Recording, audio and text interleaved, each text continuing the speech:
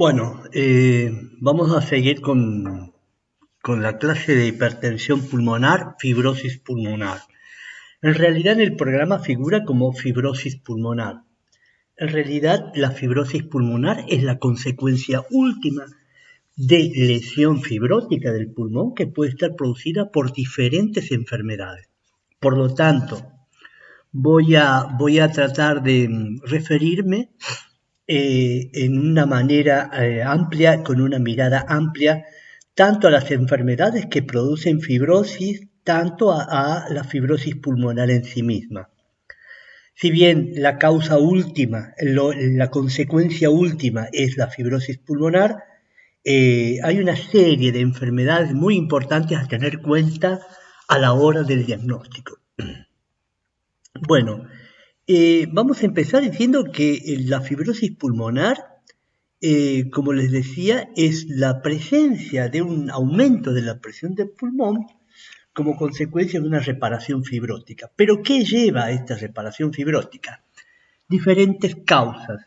Entre ellas vamos a referirnos primero a aquellas neumonías que toman el intersticio pulmonar y que son de causa desconocida, como la fibrosis pulmonar idiopática, antes conocida como enfermedad de Hamann-Rich, que se descubría sobre todo o se encontraba en mujeres jóvenes de raza blanca que comenzaban súbitamente con disnea y que su placa de pulmón mostraba una imagen de vidrio despulido en ambos campos pulmonares. Tenemos también formas de neumonías intersticiales agudas. De las neumonías intersticiales agudas, actualmente una de ellas es la que produce el virus COVID, o sea, pirósica. Pero esa ya sería con causa conocida. Hay fibrosis, hay neumonías intersticiales que no se conocen la causa o no específicas, bronquiolitis respiratoria con enfermedad intersticial frecuente en los niños, neumonías intersticiales descamativas, neumonías organizadas criptogenéticas o neumonía intersticial linfocítica sin causa conocida. Sin embargo, muchas de estas neumonías intersticiales representan, con fibrosis reparativa o no, representan el 65% de todas las neumonías que puede padecer una persona. De causa conocida, la segunda forma tendrían a ser neumonías intersticiales que llevan a fibrosis de causa conocida. Fundamentalmente se encuentran asociadas a enfermedades del colágeno. De esas, como representativas de fibrosis tenemos la esclerosis, la esclerodermia o esclerosis sistémica. La otra enfermedad asociada al colágeno es la artritis reumatoidea y otra forma más importante es el lupus eritematoso sistémico. Dentro de causas conocidas, secundarias o asociadas, son las producidas por polvos inorgánicos, las denominadas neumoconiosis, o sea, son enfermedades profesionales por contacto con polvos inorgánicos, como es, por ejemplo, el sílice, como es el asbesto, como es el carbón, por ejemplo, producen lesiones pulmonares reparativas fibróticas. Fármacos o radioterapia. El fármaco, por ejemplo, la mayoría de los fármacos que se ha determinado que pueden producir fibrosis pulmonares, por ejemplo, muchos antineoplásticos, entre esos los más importantes, la bleomicina. La bleomicina es una de las principales, así como la radioterapia, ya sea que se utiliza en el cáncer de mama, en el cáncer de pulmón, pueden producir la radioterapia en el tiempo efectos reparativos con fibrosis. Polvos orgánicos, muchos de los que vamos a ver más adelante, y enfermedades hereditarias también intervienen en este proceso. Primarias o asociadas también a procesos definidos, responden al 35% junto con las anteriores como causas, digamos, conocidas de fibrosis pulmonar.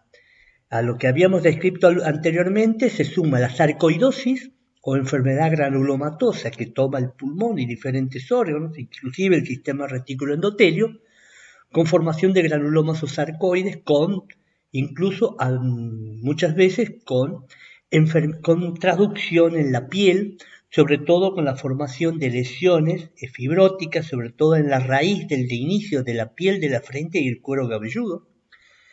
Proteinosis alveolar, que son depósitos de proteínas sobre el alveolo, microlitiasis, depósitos cálcicos, La linfangioleumiomatosis también, que es la proliferación de células musculares que se pueden producir en el pulmón, pero también en el riñón, pueden manifestarse como angiolipomas renales. Eosinofilias pulmonares idiopáticas, la histiocytosis X, que también tiene compromiso pulmonar, que se caracteriza por la proliferación de células de Langerhans, y esta histiocytosis tiene manifestación a nivel odontológico en los dientes, a nivel mandibular, compromiso óseo con granulomas también a nivel mandibular, compromiso cerebral y, por qué no, también del eje hipófiso, hipotálamo hipofisario, y que puede llevar inclusive a la producción de ciertas presentaciones de diabetes insípida. Amiloidosis primarias con depósitos primarios en el pulmón y otras causas que podemos ver, que yo podría decir que voy a aumentar acá diciendo que la etiopatogenia de toxinas y drogas, supresores del apetito como la dietilenpropión y la fenfluramina también se han visto asociadas a fibrosis pulmonar. En fin, si tenemos que ir a fármacos, inclusive se ha dicho que la administración prolongada de penicilamina, inclusive ciertos antiepilépticos, también se han asociado en la toma crónica a la producción de fibrosis pulmonar. Cocaína, anfetamina por más de 3 meses pueden producir fibrosis pulmonar. Y por qué no, la causa más común, digamos, dentro de lo que muchas veces no tenemos en cuenta, es el TEPA agudo, alterando la relación ventilación-perfusión, pero más que las formas agudas, las formas crónicas de embolia pulmonar son las que producen fibrosis pulmonar. Las formas agudas, si estas formas son superadas, pueden quedar en algunas áreas en donde ha estado localizado el émbolo, pueden haber reparación fibrótica. Pero como vuelvo a decir, lo más importante son las formas crónicas de microembolia repetitivas sobre pequeños vasos que muchas veces son asintomáticos y solo producen hipoxia en ejercicio o a veces pequeñas crisis de broncoespasmo en estos enfermos. ¿Cuál es la patogenia de la enfermedad intersticial pulmonar? De la enfermedad intersticial como causa reparativa de fibrosis pulmonar. Primero, la lesión de los vasos pulmonares, que esta lesión está mediada por injuria de células epiteliales. Primero hay una injuria sobre células epiteliales alveolares, inflamación alveolar, en donde acude el macrófago al alveolo y la liberación, se produce liberación también de los glóbulos blancos, hay liberación de neutrófilos, linfocitos, eosinófilos, mastocitos, que finalmente terminan evolucionando hacia la producción de subpoblaciones, porque estas células, sobre todo el macrófago, está de la mano en la estimulación y la producción de citoquinas, radicales libres, metabolismo del ácido alcohólico. Esto crea o estimula la formación de subpoblaciones linfocitarias de fibroblastos, que son los que van a llevar definitivamente a la fibrosis reparativa. Excepto cuando existen, digamos, enfermedades típicas como es la proteinosis alveolar o la linfangioleumiomatosis o la amiloidosis, que per se su precipitación genera la fibrosis reparativa, sin mediar un mecanismo de lesión inducida por macrófagos. Aquí tenemos dos tipos de clínica, que yo uno las dos enfermedades. La clínica de las enfermedades intersticiales en sí, o sea, todo lo que son neumonías intersticiales generadoras, alveolitis alérgica extrínseca, enfermedad por polvos orgánicos e inorgánicos, etc. Todo lo que provoca inflamación pulmonar exógena tiene síntomas como disnea progresiva, tos, crepitantes vivasales, que en el caso de estar su fibrosis en curso de desarrollo, estos crepitantes adquieren la signología de ser estertores crepitantes velcros difusos, secos, o pueden también muchas de las enfermedades intersticiales evolucionar de forma asintomática, oligosintomática, disimuladas por otras comorbilidades, como puede ser en el contexto de una insuficiencia cardíaca, de un EPOC, de una asma bronquial crónica. Y lo que lleva evidentemente el paso final, tanto de las enfermedades intersticiales que van a la fibrosis como la fibrosis idiopática, terminan en la falla pulmonar derecha. Esa falla del ventrículo derecho está muchas veces manifestada por la presencia de angor, por la presencia de síncope de esfuerzo, edemas periféricos, compresión debido al síncope, sobre todo el dolor de Angor está debido a la compresión dinámica de la coronaria izquierda por parte del tronco de la arteria pulmonar que aumenta su diámetro, generalmente es mayor de 40 milímetros, de 4 centímetros, eso comprime la coronaria izquierda del tronco de la arteria pulmonar, que es lo que genera muchas veces dolor, no necesariamente una placa fija, sino que es un proceso de dolor compresivo. La presencia de congestión hepática como fallo y expresión del fallo del ventrículo derecho, la expresión en el cuello de encontrar una ingurgitación yugular marcada y la presencia de un segundo ruido aumentado y a veces desdoblado paradójico, porque el ventrículo derecho tarda tanto su sístole que termina cerrando después que el segundo ruido del ventrículo izquierdo. Pueden haber soplos sistólicos, diastólicos o incluso galope derecho. ¿Qué enfermedades intersticiales producen síntomas especiales? Bueno, dentro de del gran capítulo de enfermedades intersticiales, vamos a ver que hay afectaciones que no solamente cursan con el pulmón, sino que además tienen una afectación dérmica característica y que a través de la cual nosotros podemos sospechar un compromiso pulmonar posterior, como por ejemplo la aparición del eritema nodoso, y la aparición de neurofibromas que son típicos de los schwannomas a veces y que se presentan con manchas café con leche en la piel. Puede haber incluso la presencia de nódulos subcutáneos como expresión a veces de enfermedades, ya vamos a ver seguramente de artritis, de esclerodermia, exantemas heliotropos, que el exantema heliotropo es el color violáceo que adquieren los párpados de ambos ojos, dándole una característica facie que lo van a ver, seguramente lo vamos a ver no este año, sino el próximo año, cuando tengamos que hablar de enfermedad del colágeno, y el albinismo. Entonces, el eritema nodoso, los neurofibromas o schwannomas, es típico de la enfermedad de sarcoide, enfermedad del colágeno, la neurofibromatosis de von Recklinghausen, y los nódulos subcutáneos, exantema, heliotropo, etc., se producen fundamentalmente, se pueden ver en la artritis reumatoidea, en la sarcoide, sobre todo en la dermatomiositis y en la dermatopolimiositis, o en el síndrome de Hermansky-Pudlak. En realidad, no me interesa que se acuerden tanto del síndrome de Hermansky-Pudlak, pero sí que el eritema nodoso, los neurofibromas, los nódulos subcutáneos y el exantema, lo que primero tenemos que pensar en enfermedades más comunes. Enfermedad del colágeno, sarcoidosis, enfermedad de artritis reumatoidea, dermatomiositis o polimiositis. Yo con eso creo que me doy por conforme que ustedes lo puedan retener en memoria. La enfermedad intersticial pulmonar pueden tener también síntomas especiales, la afectación ocular, la escleritis, la queratoconjuntivitis seca, la uveitis, como por ejemplo puede presentarse acompañando a la artritis reumatoidea, puede presentarse acompañando a la enfermedad de Sjögren, que es una digamos, característico por el ojo seco y boca seca, por la producción de anticuerpos contra las glándulas de secreción externa.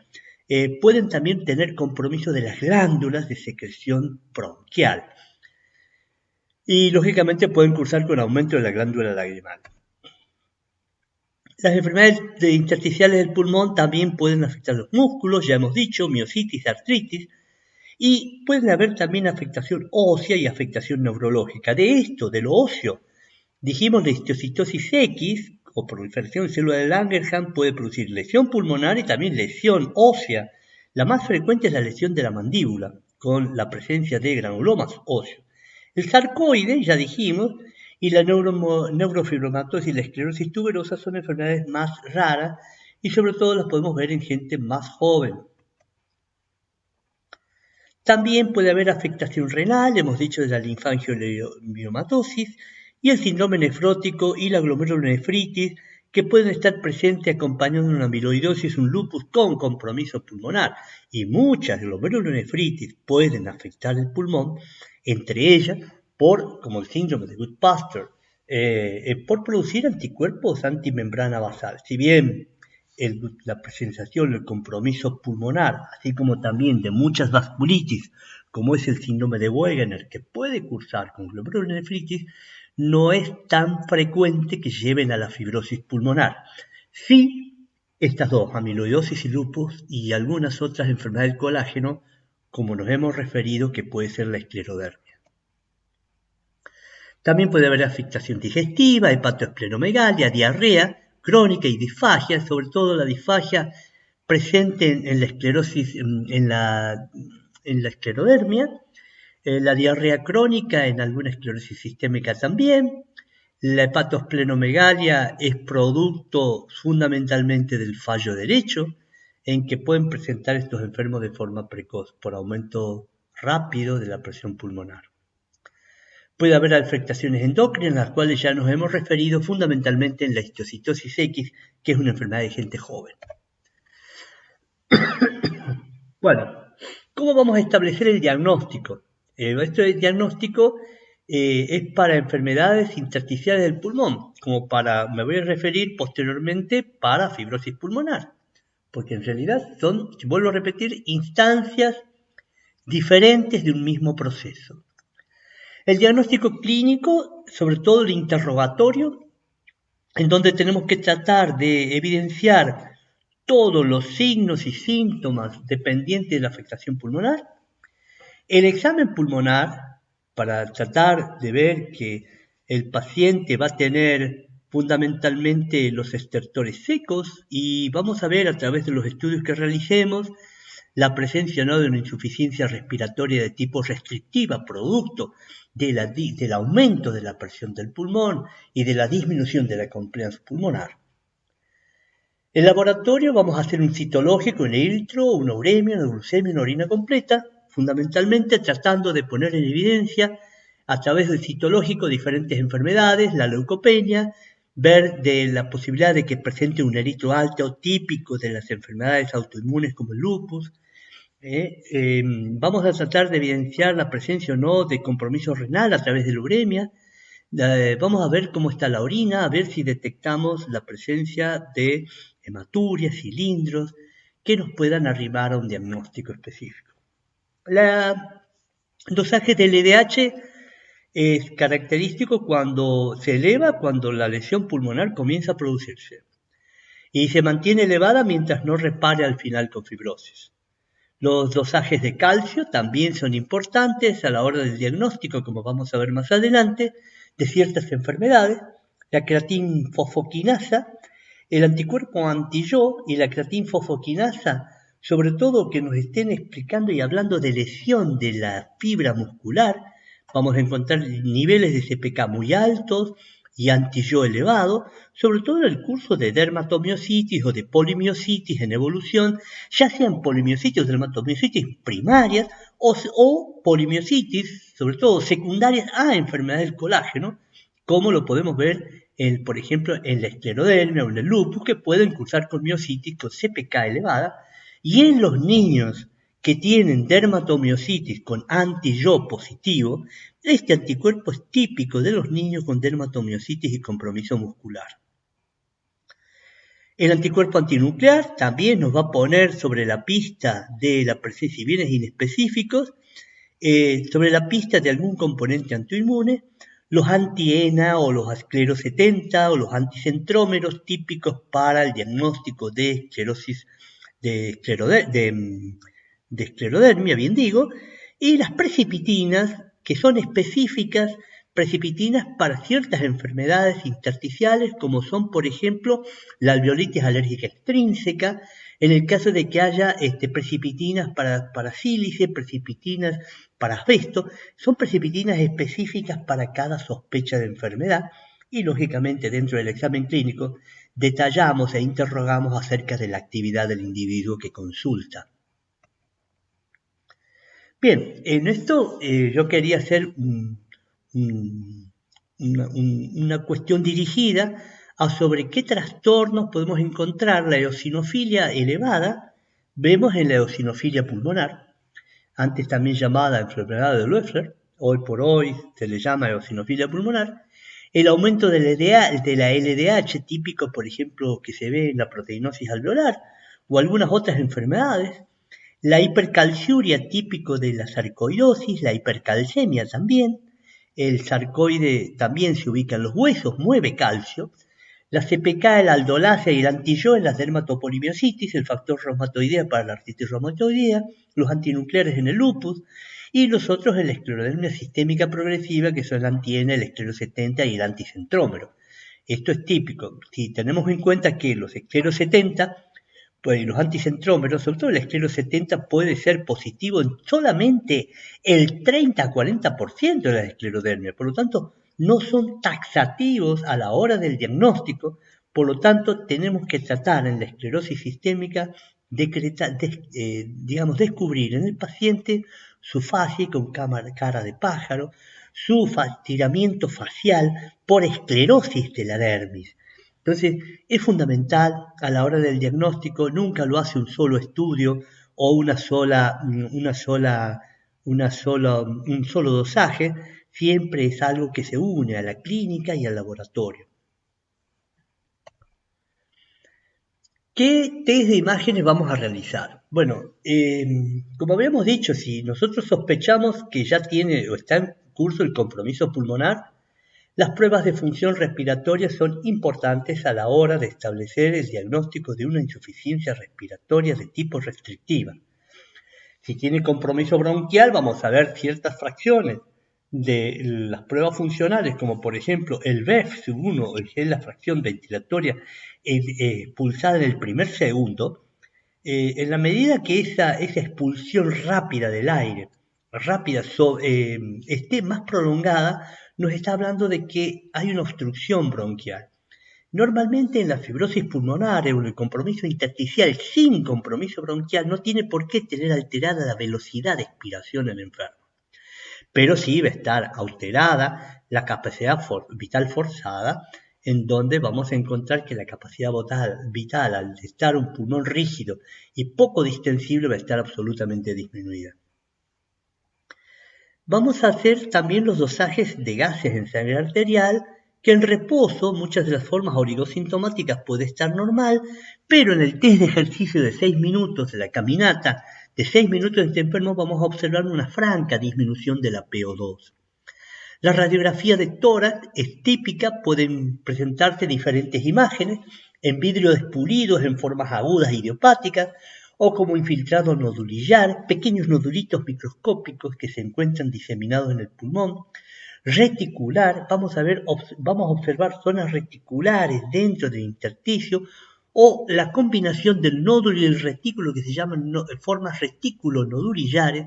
Y por último, en la última fase de esta evolución fibrótica es lo que se llama el famoso pulmón de Panal. Realmente los hallazgos imagenológicos de la radiografía no necesariamente tienen una correlación absoluta con la clínica y la disnea del enfermo. Hay pacientes que tienen pulmón en Panal y no tienen una capacidad funcional respiratoria tan disminuida como esperamos al ver la lesión de la placa de pulmón. Entonces tengamos cuidado con eso.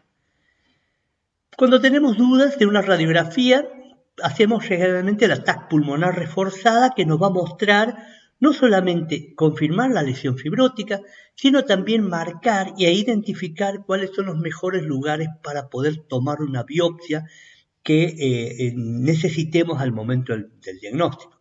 Podemos también utilizar el lavado broncoalveolar. Estos lavados broncoalveolares lo hacemos a través de broncoscopía, son muy útiles en el caso de alveolitis alérgica extrínseca, porque vamos a encontrar un líquido absolutamente inflamatorio crónico con un aumento exagerado de linfocitos. Y por último, la biopsia transbronquial, que no siempre tampoco nos puede hacer un diagnóstico tan correcto como es una biopsia con elección con TAC, en la cual podemos hacer una biopsia a cielo abierto. Pero para hacer una biopsia a cielo abierto tenemos que contar con lesiones periféricas que nos permitan hacer una toma de biopsia sin necesidad de poner en riesgo la vida del enfermo. Si son lesiones centrales en compromiso y en vecindad con bronquios, sí, probablemente la biopsia transbronquial sea más útil y sea suficiente para establecer un diagnóstico de fibrosis. Acá ustedes ven en esta placa la presencia de fibrosis. Por ejemplo, para poder diagnosticar esta fibrosis, Quizás no tengamos lesiones periféricas, quizás en este lugar, en esta zona, podamos hacer una toma con cielo abierto, pero tenemos muchas más lesiones centrales que guiadas por TAC podríamos tomar y tener un diagnóstico etiológico o de estadificación de ese paciente. Este es un infiltrado nodulillar, como yo les hablaba, fíjense la cantidad de pequeños micronódulos. Suele presentarse frecuentemente esto como diagnóstico diferencial en la artritis reumatoidea, puede presentarse de tipo. A veces también el infiltrado intersticial, fíjense usted, hay que hacer un diagnóstico diferencial si esto es fibrótico o es agua. En el compromiso intersticial. A la hora de establecer diagnósticos diferenciales, estas tres imágenes o la que sigue, la cuarta imagen que yo estoy mostrando en este lugar, que es el famoso panal, que consiste el panal en la formación que ustedes ven de quistes muy pequeños, más o menos de 0,1 milímetro, 0,5 a medio centímetro pueden llegar. Esto es panalización del pulmón y lógicamente que cuando llegamos a un estadio avanzado con panalización, con lesiones hipóxicas severas y evolución crónica, vamos a encontrar en las manos los famosos dedos en palillo de tambor. ¿Qué diagnósticos diferenciales tenemos que establecer de enfermedad intersticial pulmonar? Bueno, la insuficiencia cardíaca izquierda, porque la insuficiencia cardíaca izquierda, como ya vimos en la placa, puede producir agua y puede producir infiltrado intersticial de agua. Nosotros le hacemos diurético y el infiltrado desaparece. Las bronquiectasias, o sea, las dilataciones de los bronquios, en los cuales pueden simular quistes y realmente son bronquiectasias cilíndricas o saculares, en donde permanentemente se acumulan las secreciones, se producen infecciones reiteradas y lesiones bronquiales que pueden cursar con hemoptisis e infecciones y fiebre. Neumonías, ya hemos dicho. La linfangitis carcinomatosa, hay que hacer un diagnóstico diferencial sobre todo con las placas que tienen compromiso intersticial o nodulillar en algunos casos. Las hemorragias pulmonares difusas, que pueden dar una imagen en vidrio despulido. Estas hemorragias pulmonares se producen sobre todo en las vasculitis lúpicas y pueden presentar súbitamente hemoptisis abundante con una disminución abrupta del hematocrito, y estas hemorragias pulmonares solucionan con el tratamiento con corticoides. También hay que diferenciar de las hemorragias pulmonares que puede producir también la enfermedad de Wegener o una vasculitis de Wegener que produce lesiones o nódulos o cavitaciones dentro del pulmón, pero se acompaña de insuficiencia renal. La TBC, la miliar por BCG, las neumonías lipoideas y los infiltrados pulmonares de los inmunodeprimidos también hay que tenerlos en cuenta a la hora de diferenciar estos cuadros. Habíamos dicho que el último síntoma, cuando el pulmón había evolucionado, cualquiera sea, una enfermedad intersticial, una alveolitis alérgica, o una enfermedad autoinmune, o una fibrosis idiopática, lo último que hace el pulmón es la fibrosis, la retracción, y constituye el cuadro de hipertensión pulmonar. Este cuadro de hipertensión pulmonar se sobrepone con la evolución de la neumonitis o de la neumonía o lo que quiera haya ocurrido con el enfermo, y se caracteriza porque la hipertensión pulmonar ya produce una disnea importante, produce fatiga, ya está en la etapa de un dolor precordial u opresión porque la hipertensión pulmonar, hemos dicho, dilata la arteria pulmonar, lo que produce compresión de la coronaria izquierda. Puede tener desmayos o síncope, inclusive con la tos, puede haber cuadros sincopales con la tos. Edema de tobillos y con el tiempo ascitis, cianosis perilabial o taquicardia y palpitaciones. Algo que yo necesito que sepan es cuándo definen hipertensión pulmonar. Definimos que un paciente está ya con hipertensión pulmonar cuando la presión media de la arteria pulmonar es mayor o igual a 20. ¿Cómo es la presión media? No es la presión sistólica, no es la presión diastólica. La presión media de la presión de la arteria pulmonar se calcula a través de las resistencias vasculares pulmonares. Por lo tanto, puede tener una sistólica la arteria pulmonar de 50 y una diastólica de 0 y probablemente no alcanzar una presión media de 20. Y puede ser un proceso, digamos, transitorio. La hipertensión pulmonar fija es una hipertensión media mayor de 20 milímetros de mercurio fija. Y nosotros también hablamos de hipertensión media de mayor de 30. Si a este paciente nosotros lo sometemos a ejercicio y le estamos midiendo la presión de la arteria pulmonar y su presión sube a 30, es muy, digamos, muy frecuente de que el paciente realmente tiene una hipertensión pulmonar fija. Cuando la presión sistólica de la arteria pulmonar aumenta, es mayor de 40 y medido por ecocardiografía, también es una sospecha indirecta de que el paciente tenga hipertensión pulmonar o un flujo regurgitante tricuspidio que esté entre 3 y 3,5 milímetros por segundo. ¿Qué quiere decir? A mayor obstrucción, mayor dificultad, mayor velocidad inicial del flujo para poder terminar de su sístole auricular, su sístole ventricular del ventrículo derecho. Clasificamos las hipertensiones pulmonares en grupo 1, subas esporádicas de la presión pulmonar, generalmente enfermedad de pequeños vasos, ciertas cardiopatías congénitas toleradas por el momento, una 6A, una 6B que se la va llevando en el tiempo. Esto no quiere decir que en el tiempo no se constituyan hipertensiones pulmonares fijas y produzcan lo que se llama con el nombre de complejo de Eisenmenger, o sea, de remodelo vascular definitivo del pulmón en el curso de las cardiopatías congénitas. Esquistosomiasis, parasitosis, anemias hemolíticas, la hipertensión pulmonar persistente al recién nacido, enfermedad veno-oclusiva y hemangiomatosis capilar. Drogas, ya hemos dicho, la del aceite de colza, recuerdan ustedes, famosa intoxicación en España por el aceite de colza, que produjo muchísimos cuadros, inclusive problemas, muchos de estos enfermos fallecieron. El grupo 2 son secundarias enfermedades cardíacas, puede ser sistólica, diastólica o valvular. El grupo 3, secundaria enfermedad pulmonar asociada a EPOC. ¿Por qué asociada a EPOC? Porque la hipoxia crónica que sufre el pulmón también es un factor que puede generar hipertensión pulmonar, hipoxémica.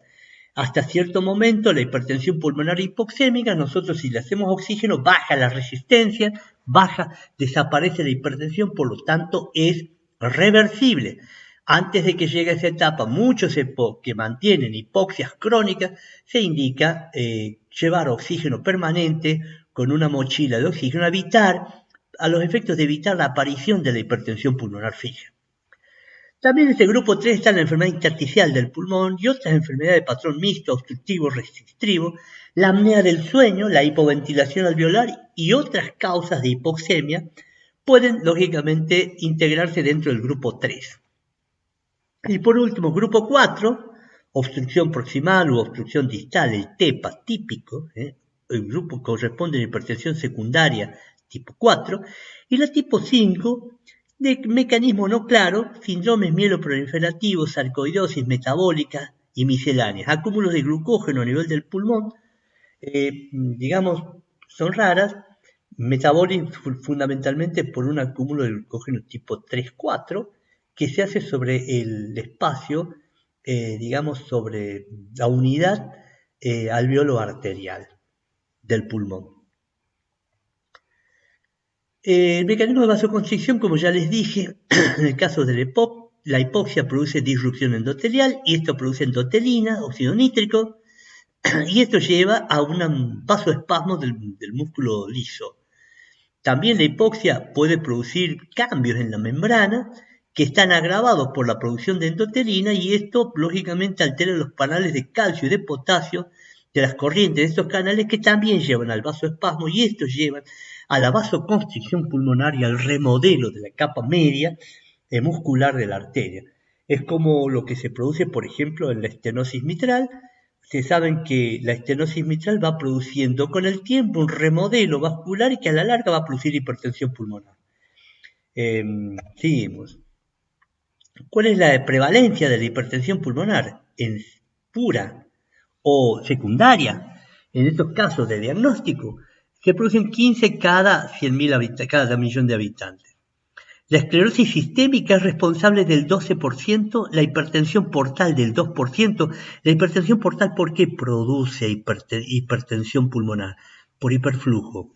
Y la apnea del sueño es responsable de un 15 o un 20%, fíjense lo importante actualmente, las cardiopatías congénitas, CIA, CIB, tetralogía de Fallot, sobre todo tetralogía de Fallot no llegan al adulto, a la hipertensión pulmonar, pero sí se tolera, y la CIB que tiene la tetralogía de Fallot no es muy grande, pueden evolucionar bastantes años, digamos no a la vida adulta, pero siendo jóvenes tener diagnósticos de cardiopatías congénitas.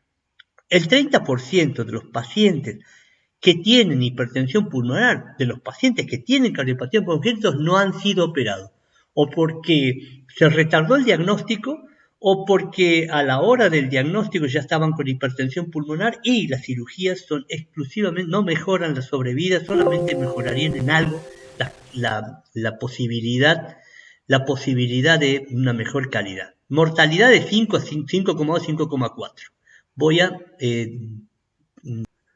Vamos a parar, vamos a poner esto acá.